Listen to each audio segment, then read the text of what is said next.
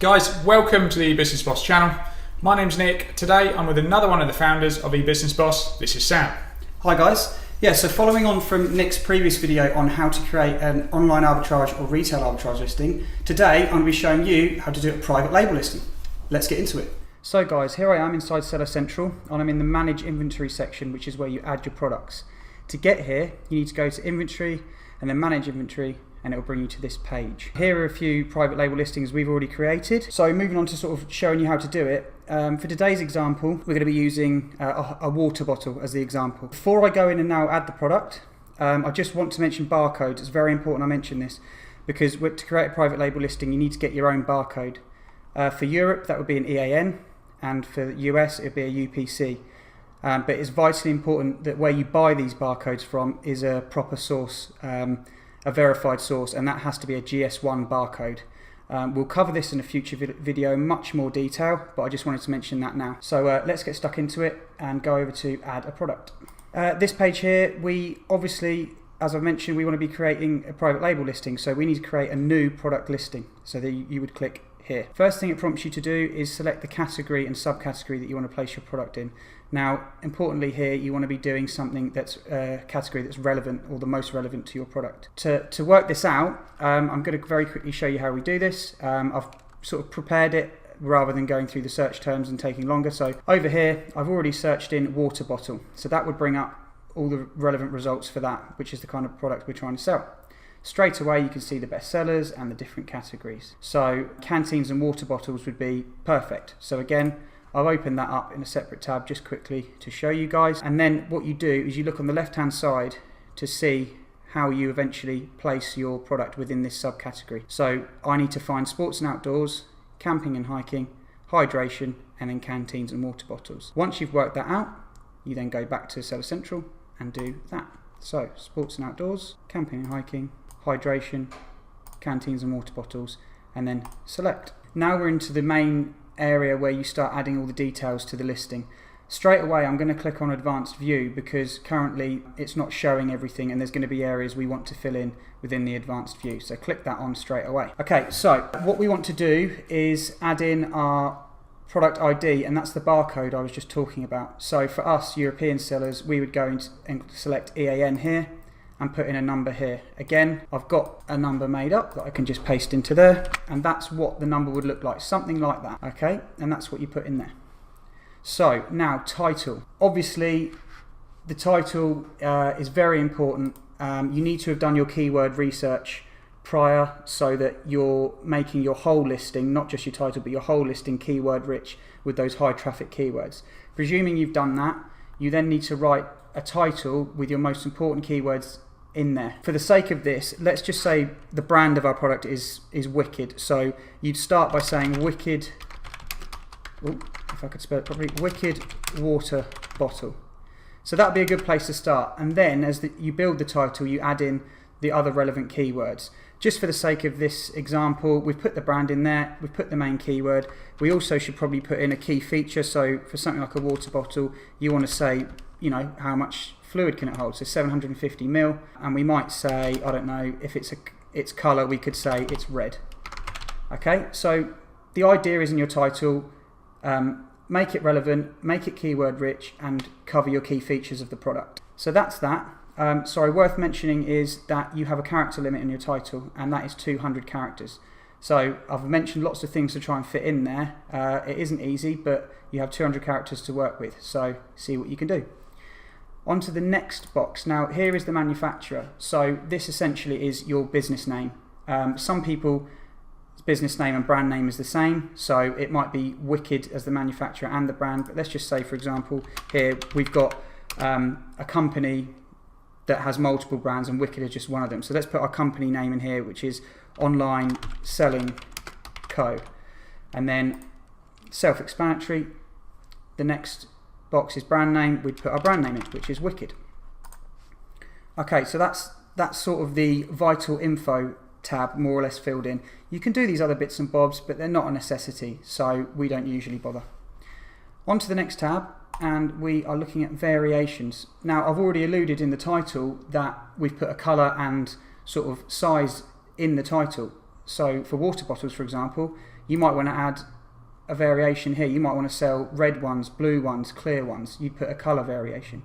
Likewise, you might have different sizes. You might have the 750ml that I've put in the title. You might also have a 500ml, and that's where you'd add these.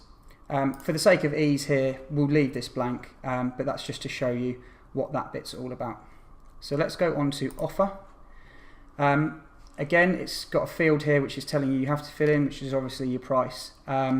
Again, please do your due diligence here. You need to be doing your research. You need to be working out your margins and your ROI and what you want to work towards in line with your competitors in the market.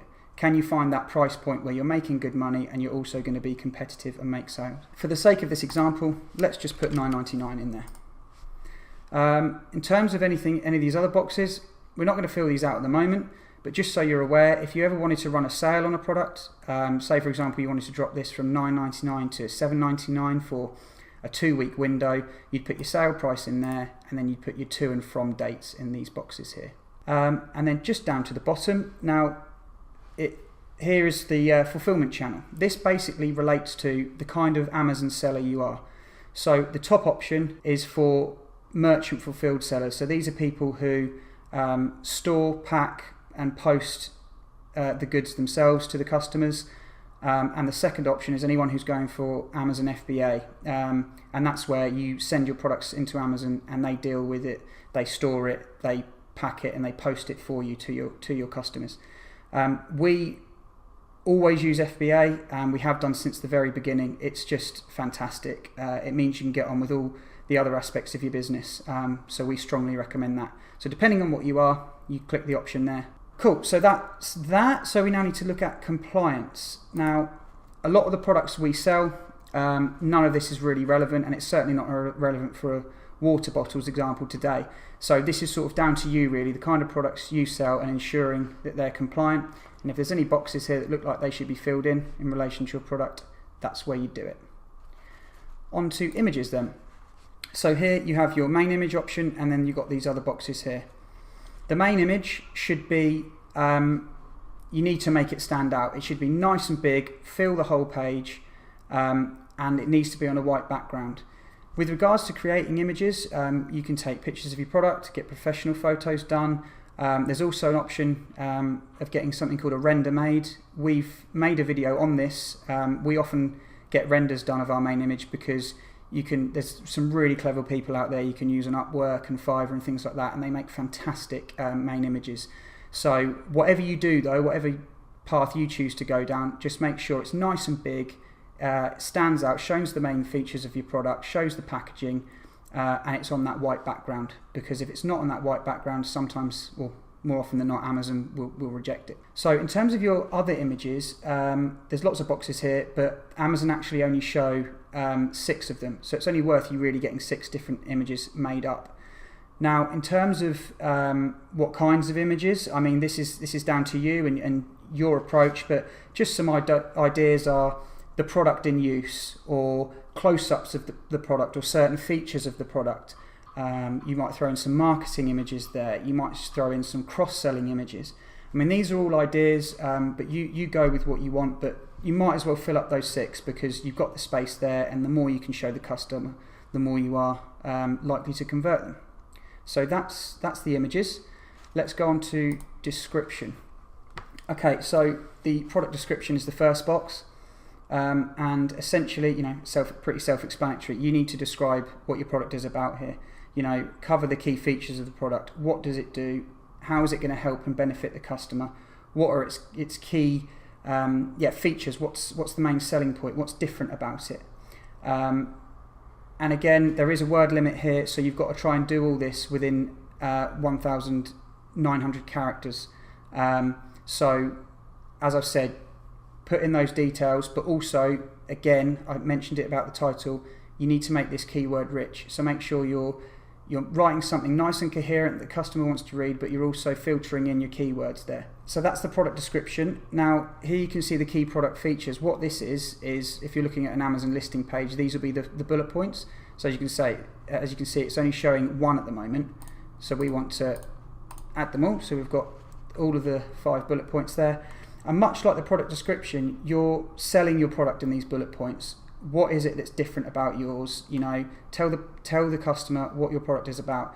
Just as an example, for a water bottle, you might have designed it so that you've got a leak-proof lid. I know that's a big bugbear for a lot of people with water bottles, that they leak. So that might be your key feature. So you definitely want to put that in your bullet points. You probably have that in your title as well, and you probably repeat it in your product description. Again, keyword rich. You need to be putting those keywords in here. As a general rule with keywords, you want your most important ones in the title, and then sort of your next set of important keywords in the bullet points, and then again the next set in the product description, in that sort of order in terms of relevancy and what you want to be hitting. Like the other two sections, this does have a character limit, so again you've got to try and fit all of this in within the 500 character limit. Now, I've just ranted on quite a lot about keywords. I mentioned it in the title and in the rest of the listing, so let's actually go on to the keywords tab.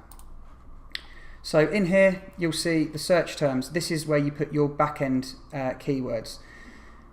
Basically, the idea of this is to, if you've done your keyword research at the beginning and you've got a list that you want to be targeting, any that you haven't managed to fit in your title, your product description, or your bullet points, this is where you put them. You put them in the search terms back-end, because you still want to be ranking for them. Yeah, just because you've not been able to fit them in your listing, you want to be ranking for these keywords. They might not be as important as the ones you've got in your listing, but they might still get you some sales.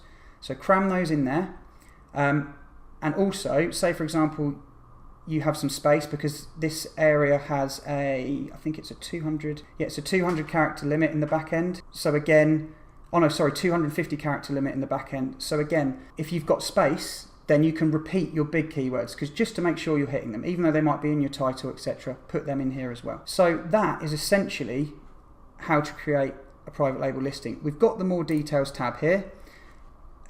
We don't usually fill this stuff in. You can if you want to. You can go through and add the weight and other bits and bobs, but what we've done is we've filled in what Amazon have told us we need to fill in, and then we've made sure that we're nice and happy with the search terms that we've put in here and the description and the key product features. So that is essentially how to create a private label listing on Amazon. If you have any questions about this, please leave them in the comments.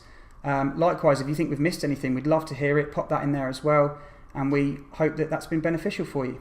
So last thing I'll do is click save and finish, and that will be this listing made. Thank you. Bye bye.